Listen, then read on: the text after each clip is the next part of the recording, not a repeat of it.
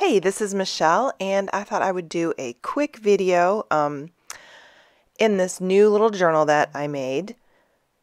My thought was to make a little rusty piece of metal. I didn't have any, so I thought, well, I could just make one. And I have the rust paste from Prima, but I thought everyone might not have the rust paste, and I wondered if it would be easy to replicate. And so I thought I would just use, this is just a Pop-Tart box from, my little nieces are here and I got those for them. And then just some random colors that you probably already have. Just some browns and some oranges and some yellows. So I'm just cutting this piece to size. I just want to make sure it's small enough to fit into my journal. But I do want to say that this page is entirely inspired by Susie in MN, and that's her Instagram name. It's Susie LaFond. I saw a page that she did with, it almost looks like a rusty washer that she wrapped, and I absolutely loved it. And she's very inspiring anyhow, but this page completely inspired me enough to want to replicate it. So I just want to make sure I give credit where credit is due, and this page is inspired by her. So check out her work if you don't already. So I'm just putting down some homemade modeling paste, and then that is just some instant coffee that I got for $1. And I'm just trying to make the base thicker so that it kind of replicates old metal. And now I'm going to add some golden raw umber just to try and bring a little more darkness to the paste. And it's definitely going to take more layers because right now it's a really ugly color brown and nowhere near the color of metal, but it will get there. Layers. Everything's layers, right? So I'm just taking a cheap brush and pouncing the paint on. As you know, metal has, when it's rusted, it's really chunky and textured, so we're just trying to duplicate that look. And now I'm adding some more of the instant coffee. The granules are like a perfect consistency, and then it also adds some dark to it as well. So I'm just going to add in some more of just the raw umber just right on top of the paste. And then I'm just going to continue to pounce the paint on to keep the texture. And then I'm drying it, and you can see it does kind of pick up that little bit of rusty color, or texture, the texture of rusty metal. And if you can hear my cat in the background, that's why he was in the other video, because he will cry outside the door for me. So I'm just putting another layer on to get it thicker, and then adding some more of the raw umber. And you can use any brown paint that you have. I tried it with Espresso Americana, and it had the same effect. I just thought this was a little darker.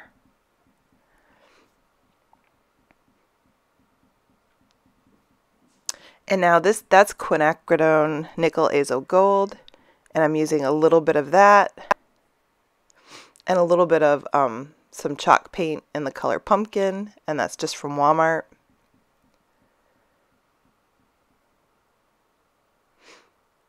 And then I'm also adding, for a little bit of chunky texture, some more of the ground coffee, and then I thought it would help the color as well. Not cleaning off my brush, just still using that, because I don't want it to be wet, I want it to be a dry brush. And then that is just the same chalk paint in maize. And I don't know why the rust kit has it, I guess just to give, you know, different dimensions of color, but this is lighter, the maize is lighter than what the rust paste is. But you know, you just keep going back and forth with the raw umber and the rust color that, you know, I made, and just keep going back and forth just to give it all the different colors of basically rust. And I think it does a fairly good job. I will say that the coffee kind of adds, okay, those are the two. The one on the left was the rust paste, and the one on the right was the one that we just made. I think that the coffee gives it more of a shiny texture, whereas the rust paste is a lot more matte. So it's something to play with, and you know, I think it's easy to, I think it would be easy to duplicate. So I just cut that down so it would fit in the first page of my book. And then I'm going to take some embroidery floss.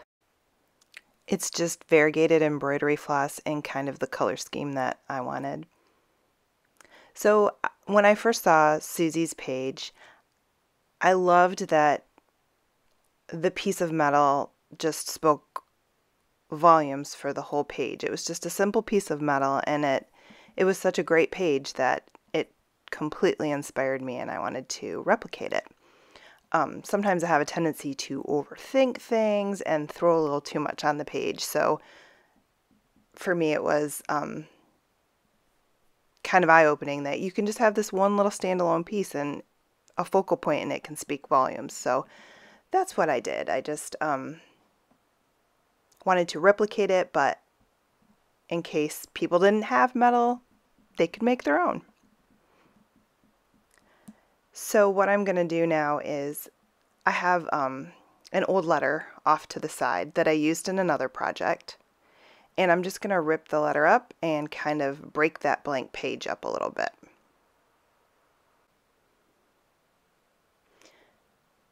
So I'm just going to use my favorite glue stick and just kind of put a couple pieces at the top and one on top of the other, just to kind of build it up a little bit. And then I want to continue to put another little piece a little lower on the page.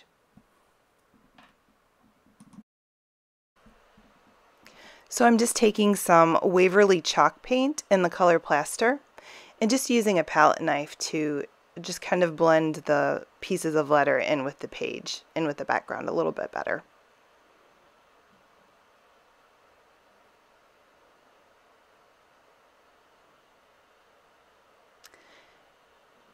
And I'm not using a lot of color on this page. I just kind of, like I said, I want the little piece of metal to be the star of the show. So just to kind of age the paper a little more, I'm going to come in with some more of the instant coffee and just kind of coffee dye the paper. The other reason why I wanted to make the video is I wanted to test out. I got some of the Walnut Ink Crystals, and I wanted to see the difference because I've seen people use the ink crystals, and I thought it just looks like instant coffee. But wait, it is so much better. So this is the instant coffee, and I'm just drying it, and you'll be able to see the outcome of that, or what that does. So I'm just drying it and trying to keep some drips on the paper. And I think I may have added the instant coffee when the paint was still a little bit wet, so it might be a little muted, but I like it. I still like the coffee, but wait until you see the Walnut Ink Crystals. Okay, so I'm just going to add just a tiny, tiny little bit of the crystals, and you'll see how vivid it is. And when it dries, it's almost like watercolor. It just has that really muted effect. I really like it. I think it was worth the $10, but you know, do what your budget affords, and it's good to know that there are options. And if you do buy the crystals, just know that the price fluctuates from $10 to $20, so keep it in your cart until it comes down to like $10, $11. That's what I did. See, I like that effect better than the coffee. I kind of really love it. And then I'm just going to look through this book that I use all the time. It's just a large print Reader's Digest condensed book, and I found some words that I liked. And it just says, oh, that's good.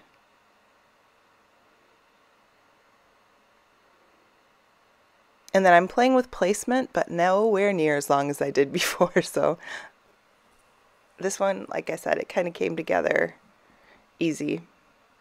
And that's just a little piece of rusted flour sack that I did last year. And so I'm going to adhere the found words on the little piece of rusted material. And that is going to call it good. That's my page. I'm going to take some heavy matte gel medium and put it on the back of my fake rusty piece.